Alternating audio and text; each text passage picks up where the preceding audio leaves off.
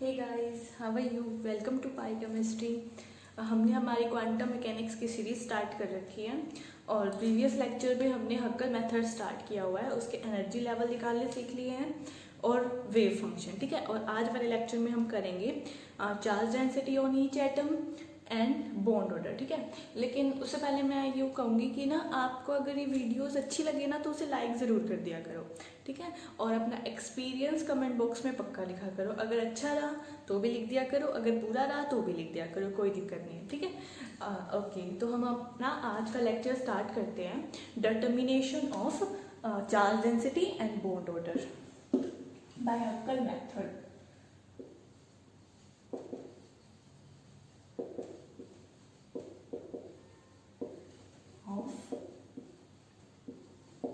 Charge density and bond order by Huckel method।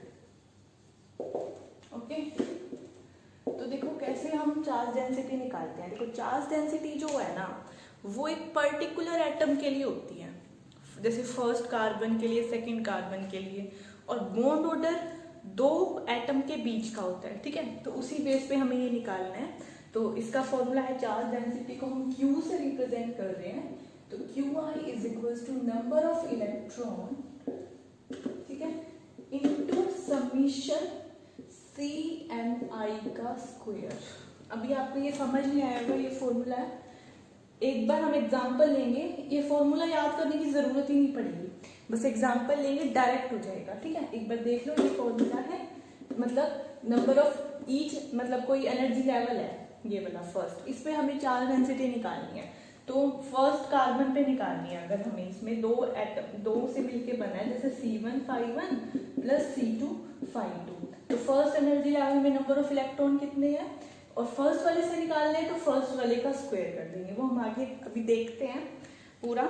ठीक है, तो देखो, जैसे अगर हमें Q1 निकालना है, मतलब फर्स्ट वाले कार्बन पे चार्ज डेंसिटी निकालनी है, तो नंबर ऑफ इलेक्ट्रॉन इनटू 1 पे निकालना है। तो देखो 1 वाले लिख लो सारे, जैसे 11 होता है, हमने वो करे थे 11, 12, 13, फिर आएगा 21, 22, 23, फिर 31, 32, 33, ऐसे ही 1 वाले लिख लो। देखो 11 का स्क्वायर इनटू फिर से नंबर ऑफ इलेक्ट्रॉन जितने भी हैं इनटू 11 के बाद 21 का स्क्वायर, 12 नहीं, 12 सेकेंड कार्बन के लिए हो जाएगा। मतलब हमें ये वाला नंबर 1 ही रखना है, ये वाला तुम चेंज कर सकते हो। ठीक है, जैसे ये वाला I ही रखना है, ये वाला 1 ही रखना है, इनटू जैसे नंबर ऑफ इलेक्ट्रॉन, फिर अगर मान लो उसमें 3 वेव फंक्शन से मिल 3 एटॉमिक ऑर्बिटल है उसमें, 11, 21, फिर आ जाएगा 31, ऐसे ही हम का स्क्वायर चलता जाएगा। ठीक है, ऐसे Q2 निकालना है, तो वही नंबर ऑफ इलेक्ट्रॉन 2 है, तो हम लेंगे 12 का square into number of electron into 12, 22 का square into number of electron into 32 का स्क्वायर। ठीक है, ऐसे Q3 का निकालना है, तो number of electron into you चलेगा 11, 12, 13, मतलब ये नंबर हमें 3 ही रखना है, इसको 1, 2, 3 चलता रहेगा। नंबर ऑफ इलेक्ट्रॉन इनटू 23 का square, number of electron into 33 का स्क्वायर, ऐसे निकलती है चार्ज डेंसिटी। तो मतलब to determine the charge, for determination of charge density we have to focus on coefficient belong to particular carbon। ठीक है, लिख लेते हैं, मतलब for determination of charge density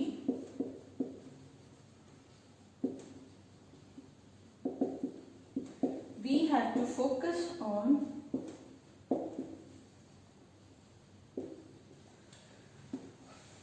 coefficient belongs to particular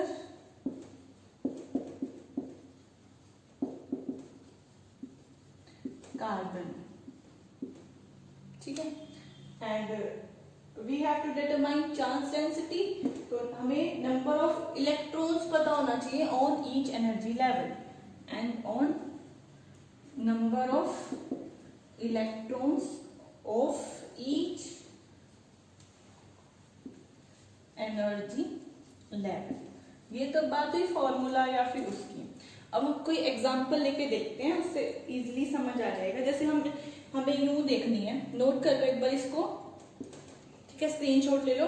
फिर अब हमें यूं देखना है कि इथाइलिन के लिए अगर हम एग्जांपल देखते हैं, इथाइलिन के वेव फंक्शंस पता होने चाहिए। वेव फंक्शंस का फॉर्मूला याद तो हो नहीं सकते, तो वेव फंक्शंस का फॉर्मूला हमने बताया था sin पाई के एस अपॉन n प्लस 1, ठीक है। उससे आप वेव फंक्शन निकालोगे फॉर इथाइलिन। तो जैसे हम एग्जांपल लिखते हैं, चार्ज डेंसिटी निकालनी है हमें for ethylene on first carbon या first atom. Charge density of ethylene on first atom, ठीक है। तो हमें Q1 निकालना है, तो वेव फंक्शंस पता होने चाहिए क्योंकि कोफिशिएंट वहीं से पता चलेंगे। तो psi1 और psi2, तो आपको याद हो 1/√2 phi1 प्लस 1/√2 phi2। नहीं तो आप उस फॉर्मूले से निकाल लीजिए साइन। पिछला लेक्चर देखना बहुत इंपॉर्टेंट है इसके लिए, नहीं तो ये नहीं आएंगे। sin पाई के एस अपॉन n प्लस 1 से निकाल सकते हैं हम ये। फिर उसे नॉर्मलाइज करना पड़ेगा, ठीक है, वो मैं नहीं बता रही दोबारा से। तो 1/√2 phi1 माइनस √1/2 phi2, ये वेव फंक्शन आए थे और ये हमारे कोफिशिएंट है। और अब आपको ये तो पता होगा ये कौन सा कोफिशिएंट है, 11 वाला, फर्स्ट वाला, ये 12, ये 21, C21 और ये C22, ठीक है। बस हमें फर्स्ट के लिए निकालना है, तो Q1 निकालना है। और नंबर ऑफ इथाइलिन में पाई इलेक्ट्रॉन्स फिल कर दें हम, 2 पाई इलेक्ट्रॉन्स है, दोनों इसी में आ गए। तो Q1 निकालना है, तो फर्स्ट वाले पे नंबर ऑफ इलेक्ट्रॉन कितने हैं, 2 इंटू क्या होगा, 1 है तो C11 का स्क्वायर। देखो 1 है ना, तो 1 वाले लेने हैं, फर्स्ट वाले। एक फर्स्ट वाला ये है, एक फर्स्ट वाला ये है, और होते तो फर्स्ट वाला ये होता है। ये वाले नहीं लेने क्योंकि हमें फर्स्ट वाले निकाल रहे हैं। तो फर्स्ट वाले में 2 इंटू C11 का स्क्वायर, इसमें कोई भी इलेक्ट्रॉन नहीं है, मतलब 0 इंटू C21 का स्क्वायर। मतलब फर्स्ट पे निकाल रहे हैं तो यू चलेंगे, यू नहीं चलना हमें, ठीक है। बस इसको सॉल्व कर लेंगे। C11 कोफिशिएंट कितना दे रखा है, 1/2 अंडर द रूट, उसका होल स्क्वायर हो जाएगा यानी कि 1। तो हमारे पास चार्ज डेंसिटी आ गई 1। ऐसे ही हम Q2 के लिए निकालते हैं। अगर सेकेंड एटम के लिए चार्ज डेंसिटी निकालेंगे तो वही, पहले तो नंबर ऑफ सेकेंड एटम के लिए हमें सेकेंड वाला लेना है, मतलब C12 लेना है और C22 लेना है, ठीक है। तो वही 2 इंटू C12 का स्क्वायर प्लस, इसमें नंबर ऑफ इलेक्ट्रॉन तो 0 ही है, तो 0 इंटू C22 का स्क्वायर, वही सेम ही आएगा। C12 कितना है, 1/√2 का whole square equal to 1। Charge density आ गई। तो चार्ज डेंसिटी हम ऐसे निकालते हैं। तो एक क्वेश्चन है प्रीवियस ईयर का, वो भी कर लेते हैं, सेम ही है वैसे तो। जैसे हमारे पास ये प्रीवियस ईयर नेट में आया हुआ क्वेश्चन है, according to Hückel theory pi electron charge on the central carbon atom in propynyl cation in unit of electric charge is. देखो हमें चार्ज निकालना है, चार्ज डेंसिटी निकालनी है on the central carbon atom. तो देखो कैसे निकालेंगे, लेकिन पहले हमें वेव फंक्शंस पते होने चाहिए। और वेव फंक्शंस हमने निकाले थे sin पाई के एस अपॉन n प्लस 1। तो मैं प्रोपिनाइल कैटायन जो हमने कल निकाला था उसके डायरेक्ट वेव फंक्शन यहाँ पे यूज कर रही हूँ, आप निकाल के देख सकते हो। तो 3 लेवल्स आए थे इसके। सबसे पहले 1/2 phi1 plus 1/√2 phi2 plus 1/2 phi3, ठीक है। सेकेंड एटम में 1/√2 phi1 माइनस 1/√2 phi3, इसमें phi2 का कोफिशिएंट 0 आया था। और थर्ड वाले में 1/2 phi1 minus 1/√2 phi2 plus 1/2 phi3। ये हमारे पास वेव फंक्शंस हमने कल डिटरमाइन किए थे। कुछ भी नहीं है, 5 सेकेंड में निकल सकते हैं। अगर आप साइन पाई के सबको वैल्यूज पता है साइन वगैरह की, तो जल्दी से निकल जाएंगे। और फिर अब हम निकालते हैं हमारे पास charge density on central atom. Central propenyl cation है, ठीक है। तो इसमें क्या होगा, 3 कार्बन है तो सेंटर वाला सेकंड होगा, तो मतलब हमें Q2 निकालना है। तो Q2 कैसे निकलेगा, देखो नंबर ऑफ, अब फॉर्मूला C11 12 देखने की जरूरत भी नहीं है, देखो डायरेक्ट देख सकते हो, हमारे पास ये वेव फंक्शन है तो 2 वाले का करना है, तो सेकंड वाले के कोफिशिएंट सबके देख लो, इसका तो 0 ही है और इसका ये वाला है। देखो क्या करेंगे, वैसे फॉर्मूला लेके करना चाहो तो लिख सकते हो, प्रोपेनाइल के टाइम में 2 इलेक्ट्रॉन्स फिल होंगे फर्स्ट एनर्जी लेवल में, तो 2 into ये क्या है 12 का square plus number of electron इसमें कितने हैं 0, वैसे तो लिखने की जरूरत ही नहीं है, मैं बता देती हूँ। 12 के बाद 22 का स्क्वायर प्लस उसमें भी 0 है थर्ड वाले में, और 32 का स्क्वायर, तो 2 into ये कितना है 1/√2 का स्क्वायर, दैट इज 1। ठीक है, तो चार्ज डेंसिटी हमारा डी ऑप्शन। ठीक है, ऐसे ही चार्ज डेंसिटी निकालनी आ गई आपको। ठीक है, अब हम देखते हैं बॉन्ड ऑर्डर, इसके क्वेश्चन प्रैक्टिस कर सकते हो। अगर प्रीवियस ईयर में और क्वेश्चन आए हुए हैं वैसे, तो मैं आपको क्वांटम कंप्लीट होने के बाद सारे प्रीवियस ईयर करवा दूंगी। ठीक है, और आपको कहीं से मिले तो आप कर सकते हो। अब हम करते हैं बॉन्ड ऑर्डर, तो बॉन्ड ऑर्डर कैसे निकालेंगे, अब हम प्रोपिनाइल के टाइम का ही देख लेते हैं। ठीक है, क्योंकि हमने यहाँ पे वेव फंक्शंस लिखे हुए हैं already.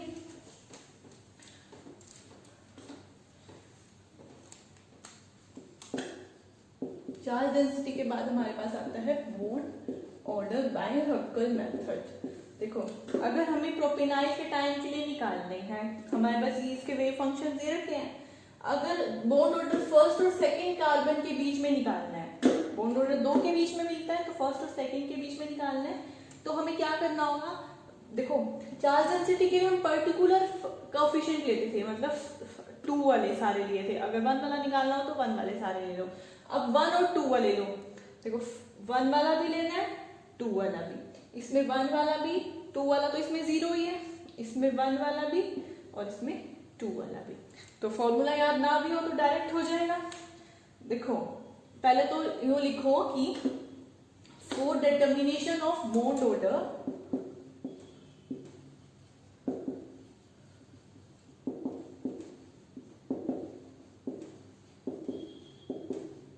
we have to focus on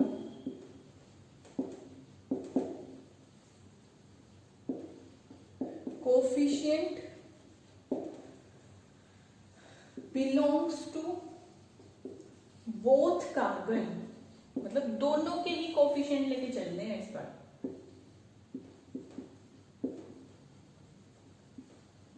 in which we want to determine bond order, जिसका भी बॉन्ड ऑर्डर निकालना है उन दोनों के कोफिशिएंट लेके चलने हैं। ठीक है, और नंबर ऑफ इलेक्ट्रॉन्स तो हमें हर एनर्जी लेवल के पता होनी चाहिए, and number of electrons of each energy level. ठीक है, जैसे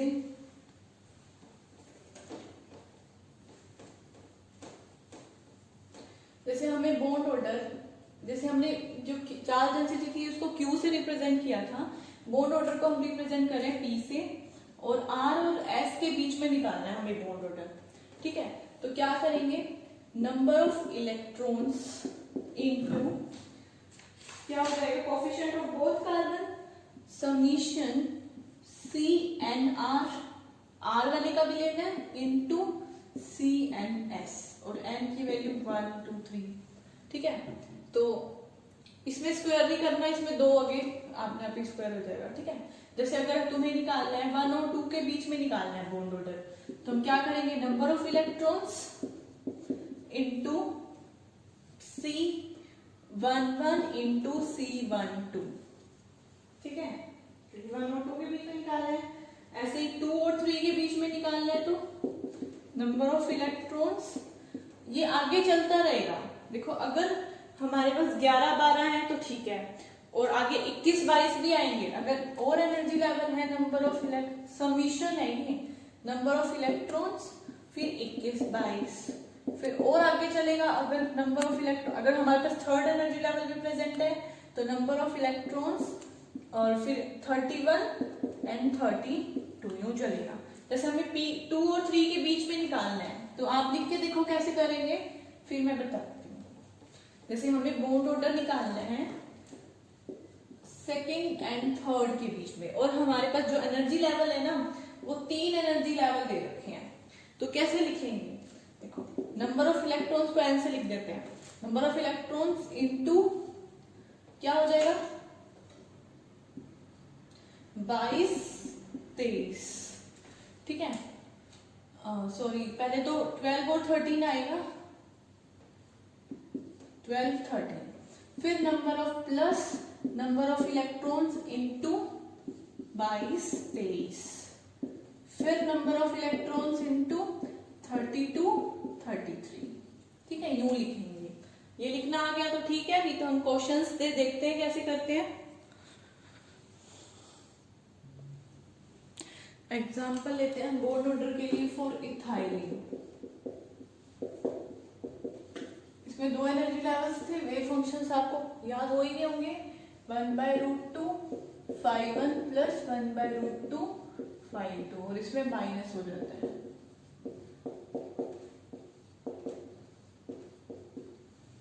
ठीक है, अब हमें इसमें वो बॉन्ड ऑर्डर निकालना है between first and second carbon. तो कैसे निकलेगा?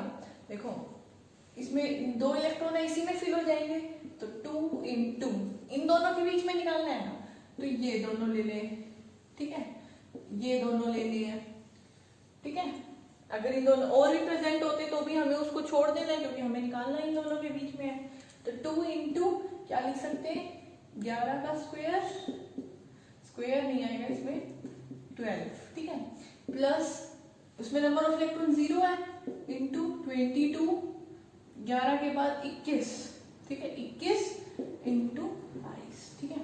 तो 2 × अगर ये ना भी लिखो तो छोड़ दो, इसको सीधा कर दो, 2 × इन दोनों को लेना है तो 1/√2 × 1/√2, इसमें इलेक्ट्रॉन है ही नहीं तो 0 छोड़ो उसको, तो ये हो जाएगा 1। तो हम कहेंगे इसमें बॉन्ड ऑर्डर 1 तो नहीं है, लेकिन ये जो हक्कल है ये सिर्फ पाई के बारे में बताता है, इसलिए हमारे पास बॉन्ड ऑर्डर 1 नहीं आया, ठीक है। अब हम एग्जाम्पल ले लेते हैं प्रोपाइल का। प्रोपेनियम कैटायन के लिए अगर हम ले लेते हैं तो अभी हमने करे थे वेव फंक्शंस, तो उसके इसमें हमें निकालना है, तो वेव फंक्शन 3 एनर्जी लेवल्स आए। First 1/2 φ1 plus 1/√2 φ1 plus 1/2 φ3।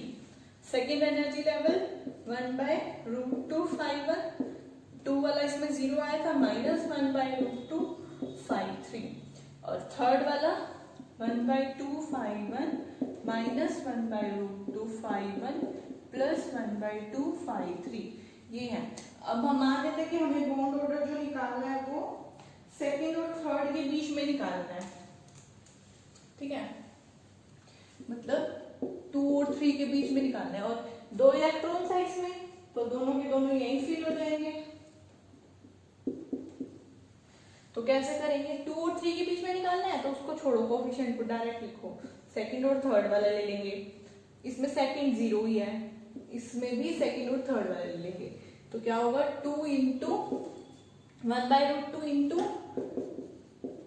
1/2, इसमें नंबर ऑफ इलेक्ट्रॉन ही 0 है तो उसको किसी से भी मल्टीप्लाई करो, 0 ही आएगा, उसको छोड़ दो, तो अपने पास आ गया 1/√2 हमारा आंसर है, ठीक है।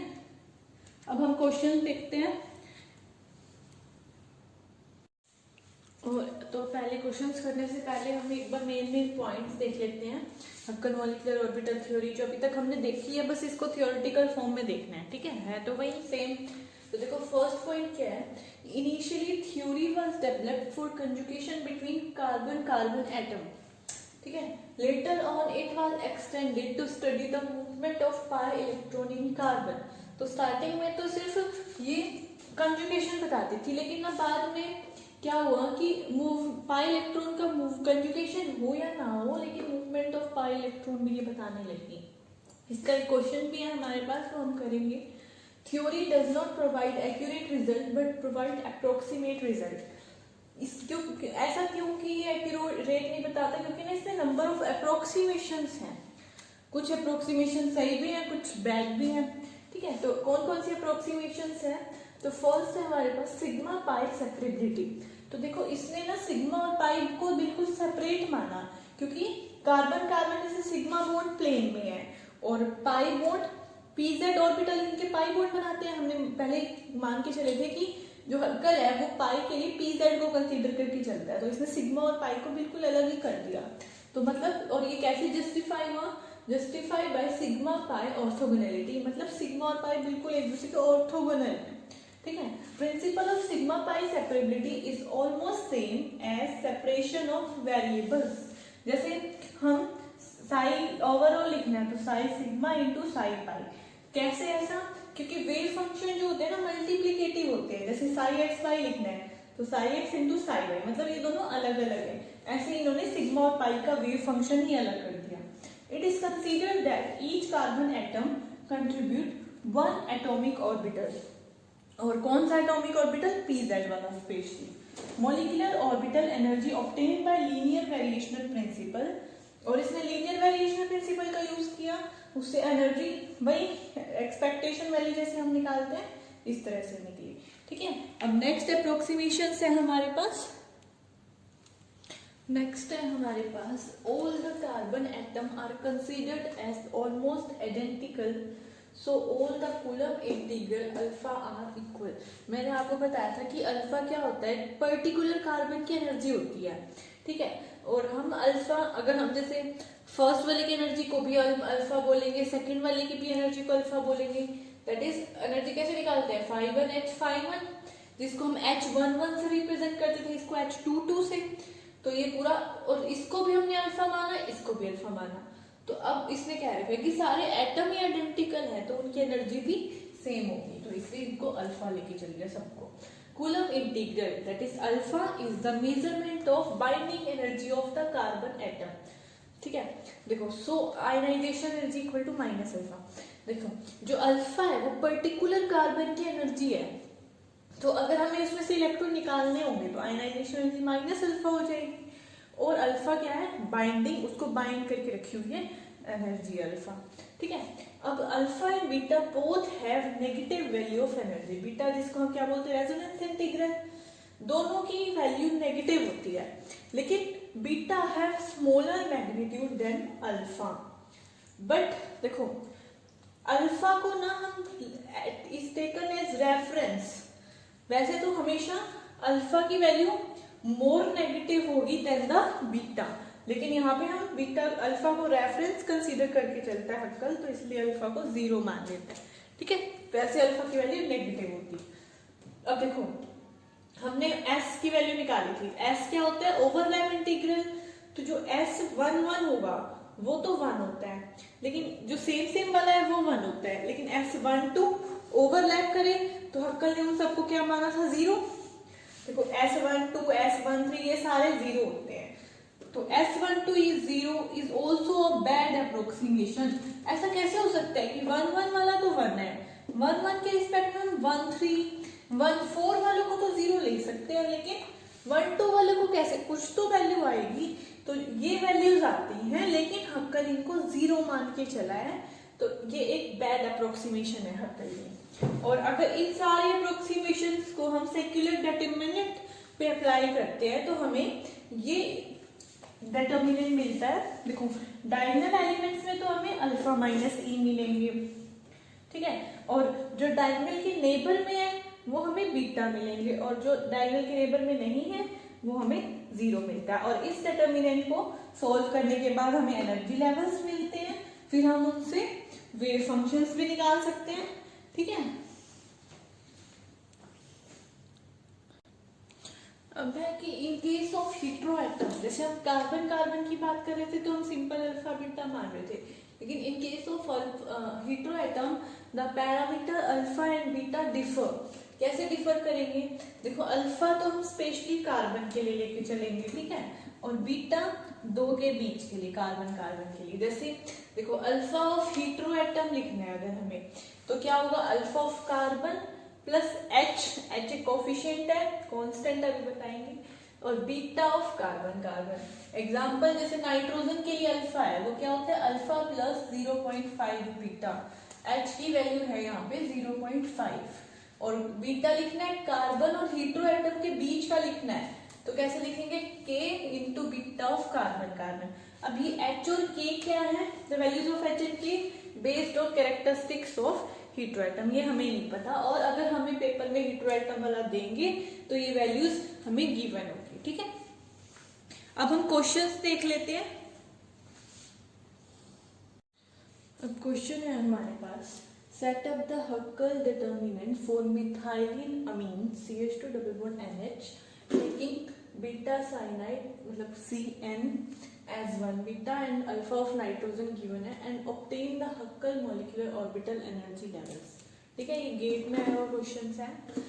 तो देखो जो हम डिटर्मिनेंट लिखते हैं वो ऐसे देखो CH2 डबल बॉन्ड NH है, तो इसका मतलब ये 2 into 2 का डिटर्मिनेंट बनेगा। तो डिटर्मिनेंट में अल्फा माइनस ई, जो अल्फा होता है वो कार्बन का होता है, बीटा कार्बन और कार्बन बताए थे हमने, ठीक है, फिर अल्फा माइनस सी, फिर बीटा, और ये कार्बन और कार्बन, और अल्फा होता है सिर्फ कार्बन का, यूं लिखते हैं।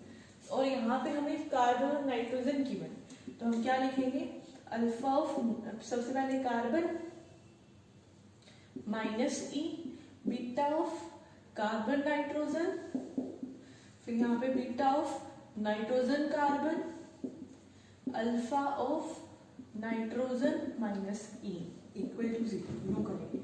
और सब कुछ गिवन है, देखो अल्फा ऑफ कार्बन कुछ नहीं देखा तो मतलब अल्फा ये minus E, beta of carbon nitrogen 1 beta, ये बीटा ही देखा है, नाइट्रोजन कार्बन भी वही होगा बीटा।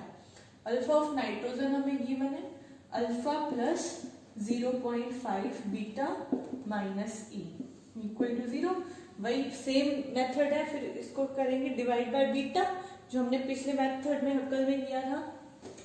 तो अल्फा माइनस ई पिछले लेक्चर में किया था बाय बीटा, इसको 1 बीटा से डिवाइड किया 1, अल्फा प्लस, इसको क्या लिख सकते हैं अल्फा प्लस, देखो यूं लिख सकते हैं alpha minus E by beta plus 0.5, मतलब बीटा से बीटा कैंसिल हो जाएगा, इक्वल टू 0। वही सेम क्या करेंगे, अब alpha minus E by beta को क्या मान देंगे x, तो e की वैल्यू क्या होगी beta x alpha minus beta x, ठीक है। x की वैल्यू निकाल के e एनर्जी आ जाएगी हमारे पास। तो x कैसे निकाले, देखो alpha minus E by beta को हमने x माना, x 1 1 और ये क्या है x प्लस 0.5। इसको सॉल्व करेंगे कैसे, x square plus 0.5x minus 1 equal to 0। इसको कैसे सॉल्व करें, तो फॉर्मूला पर वो कौन सा होता है minus B plus minus under the root B square minus 4ac by 2ac। तो माइनस बी यानी कि minus 0.5 plus minus B square यानी कि 0.5 का स्क्वेयर 0.25 माइनस 4ac यानी कि प्लस 4 हो जाएगा, ऐसे ही होगा ना, डिवाइडेड बाय 2a, ये हो गया। बस इसको सॉल्व कर लेंगे, कुछ गड़बड़ कर दी शायद कैलकुलेशन में, आप कैलकुलेशन देख लेना। यहां से जो 2x की वैल्यू आएगी वो हमें इसमें पुट करनी है, इस एनर्जी में। तो फर्स्ट पुट करोगे नेगेटिव वाली तो फर्स्ट एनर्जी लेवल, सेकेंड वाली पुट करोगे तो सेकेंड एनर्जी लेवल आ जाएगा, ठीक है। तो इसी टाइप का क्वेश्चन है, गेट में तो कैलकुलेटर अलाउड होता है, तो हम इसको आराम से सॉल्व कर लेते हैं, ठीक है। अब हम नेक्स्ट क्वेश्चन देखते हैं। हमारे पास अब क्वेश्चन है, ट्रू और फॉल्स है ये, कि the total pi electron charge on nth carbon atom is 1। हमें बेंजीन के ऊपर देखना है, ये बेंजीन के वेव फंक्शंस गिवन है, और हमें ये देखना है कि बेंजीन के ऊपर जो हर कार्बन है उसके ऊपर चार्ज 1 होगा क्या, मतलब ऑन ईच कार्बन, ठीक है। तो देखो अब हम कहेंगे कि जो बेंजीन है उसमें 6 एनर्जी लेवल होंगे, ठीक है। अगर 6 एनर्जी लेवल होंगे तो 6 वेव फंक्शंस होंगे, लेकिन हमें यहाँ पे 3 ही गिवन है। क्यों?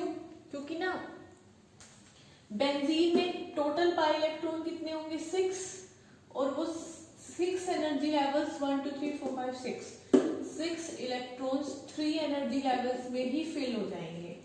तो और जैसे अब हम चार्ज डेंसिटी निकालनी है तो क्या होता है, number of electron into coefficient का स्क्वायर। तो जब ऊपर नंबर ऑफ इलेक्ट्रॉन ही नहीं है तो 0 से मल्टीप्लाई करेंगे तो 0 ही आ जाएगा। इसलिए हमें ये वाले वेव फंक्शंस की नीड नहीं है, ये वाले वेव फंक्शंस की नीड है।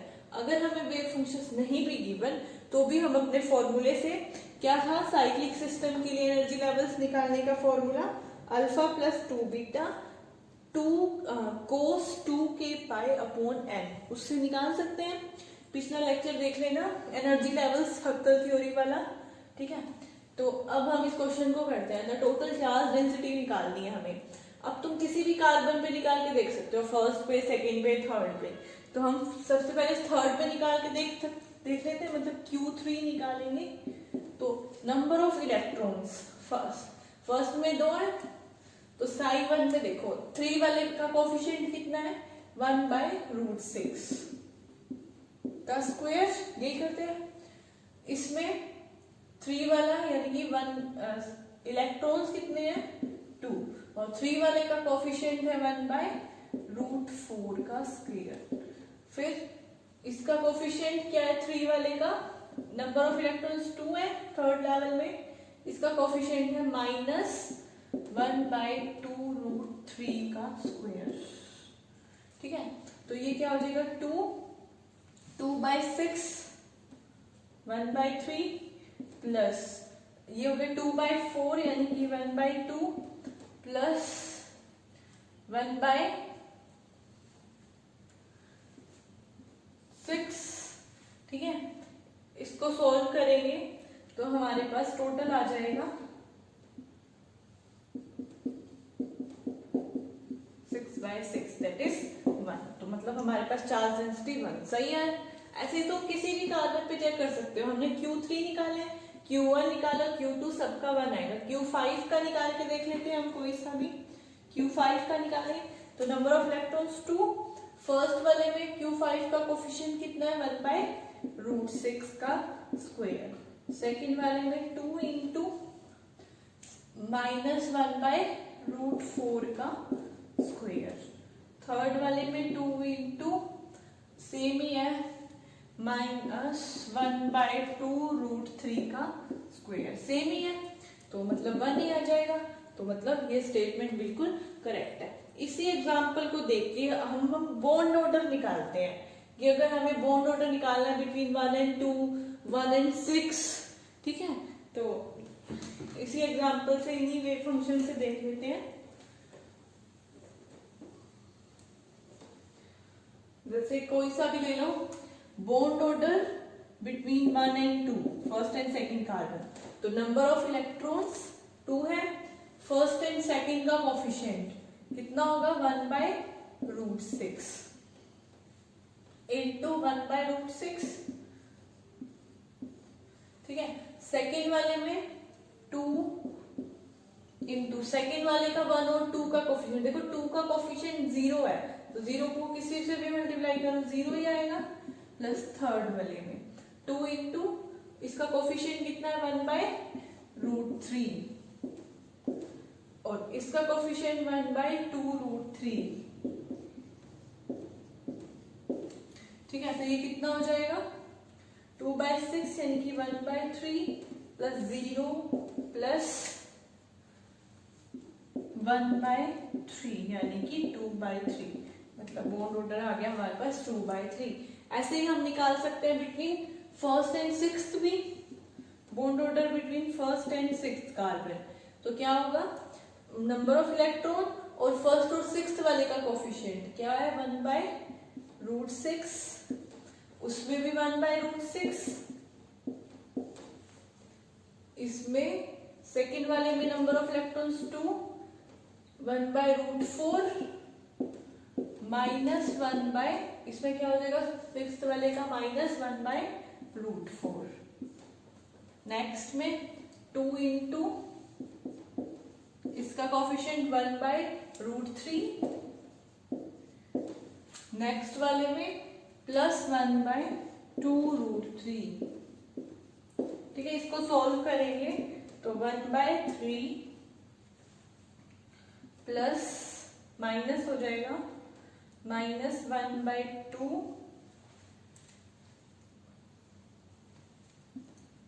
प्लस 1/3। इसको सॉल्व करेंगे तो कुछ गड़बड़ कर क्या,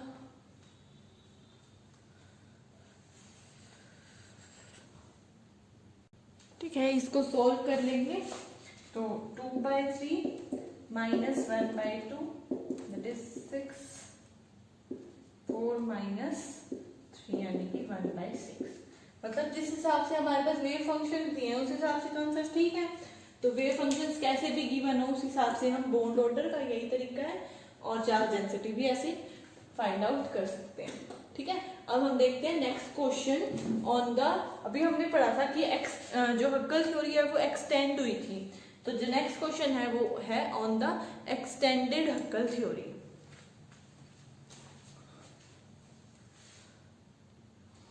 अब हमारे पास क्वेश्चन है, using extended Huckel theory determine the linear HH positive और the triangle state of H3 positive is the more stable. ये क्वेश्चन पेपर में आया हुआ क्वेश्चन है, तो देखते हैं। देखो उसमें जो हक्कल थ्योरी है उसके एनर्जी लेवल्स में हम अभी तक पाई इलेक्ट्रॉन्स को फिल करते थे, यहाँ पे पाई इलेक्ट्रॉन्स नहीं है फिर भी हम इलेक्ट्रॉन्स फिल करेंगे। तो determine the linear H3 positive. देखो एक तो अपने पास लीनियर H3 है पॉजिटिव और एक triangle state of H3 positive. ठीक है, अब देखो इसके एनर्जी लेवल्स कैसे पता चलेंगे हमें। तो जो एनर्जी लेवल देखो ये किसकी तरह है, एलाइल टाइप है, इसके एनर्जी लेवल्स हमने निकाल चुके हैं, तो इसके जो एनर्जी लेवल्स थे वही इसके एनर्जी लेवल्स होंगे, और ये साइक्लोप्रोपाइल टाइप है, तो जो इसके एनर्जी लेवल्स थे वही इसके एनर्जी लेवल्स हैं, वही पुट कर रहे हैं हमें। तो अगर हमें इसके एनर्जी लेवल्स नहीं भी याद तो हमारे पास असाइक्लिक वाले के लिए फॉर्मूला था अल्फा प्लस 2 बीटा कोस k pi upon n plus 1। इसके एनर्जी लेवल्स कैसे निकालेंगे, अल्फा प्लस 2 बीटा कोस k pi upon n plus 1। Energy levels वाले लेक्चर में हम देख चुके हैं। और इसके साइक्लिक वाले के अल्फा प्लस 2 बीटा कोस 2k pi upon n।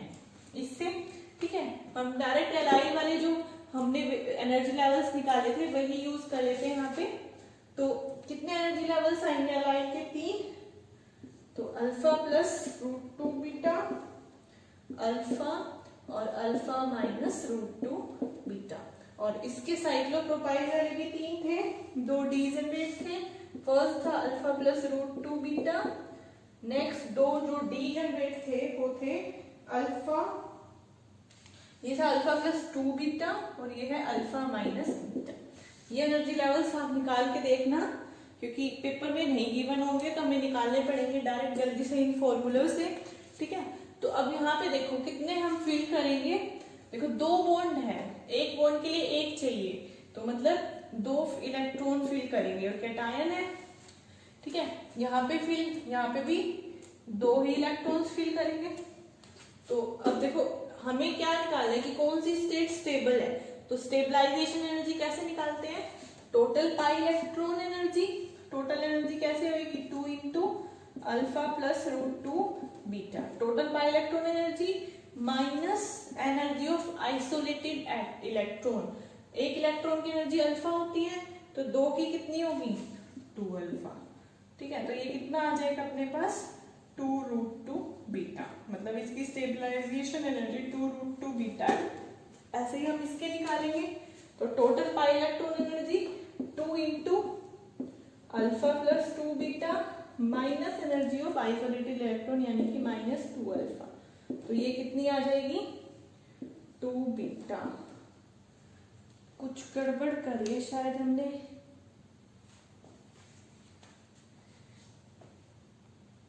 Energy levels बिल्कुल ठीक लिखे हैं हमने।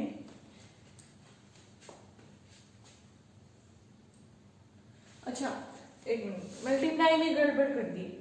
2 अल्फा से 2 अल्फा कैंसिल, 4 बीटा आएगी। तो अब देखो इसको सॉल्व करोगे तो ये कम आएगी वैल्यू, ये ज्यादा आएगी, तो इसकी स्टेबलाइजेशन एनर्जी ज्यादा है, तो इसका मतलब हम कहेंगे कि cyclic state of H3 positive is more stable. ठीक है, इसी टाइप से आप एनायन का भी देख सकते हैं निकाल के। ठीक है, चेक करना एनायन की लीनियर वाली स्टेट स्टेबल है या साइक्लिक वाली स्टेट स्टेबल है। ठीक है, तो ये थे हमारे हक्कल मेथड के क्वेश्चंस, और हक्कल मेथड हमने energy level, wave function, charge density, bond order सब कर लिया। ठीक है, अब हम नेक्स्ट लेक्चर में करेंगे मॉलिक्यूलर ऑर्बिटल थ्योरी। ओके, अगर आपको वीडियो अच्छी लगी तो लाइक पक्का कर देना। Okay, thank you.